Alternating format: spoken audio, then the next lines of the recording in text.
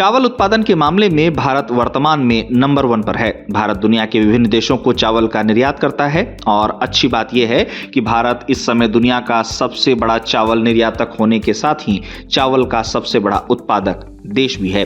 इसी बीच अब विश्व व्यापार संगठन ने भी माना है कि इस साल चावल अब तक 29% तक सस्ता हुआ है और चावल समेत अन्य खाद्य सामग्री 2022 के अपने उच्चतम स्तर से 39% सस्ती हो गई है। विश्व व्यापार संगठन की रिपोर्ट के मुताबिक भारत के चावल निर्यात से न केवल चावल की कीमतों पर लगाम लगी है, बल्कि चावल से बनने वाली अन्य चीजें भी महंगी होने से रुक गई हैं। रिपोर्ट में बताया गया है कि भारत द्वारा चावल को लेकर नीति में किए गए बदलाव ने ग्लोबल चावल की कीमतों में 29% की गिरावट लाई है और इससे खाने पीने की चीजों की महंगाई कम करने में मदद मिली है, खासकर सेनेगल और बांग्लादेश जैसे अफ्रीकी और एशियाई देशों में जो भारतीय चावल पर बहुत ज्यादा निर्भर हैं। आपको बता दें कि इससे पहले भी 1 अक्टूबर को विश्व व्यापार संगठन की एक रिपोर्ट आई थी जिसमें बताया गया था कि भारत द्वारा एक्सपोर्ट पर बैन हटाने से चावल की कीमतें एक साल में 35% गिरकर 2017 के बाद सबसे निचले स्तर पर पहुंच गई हैं। इस तरह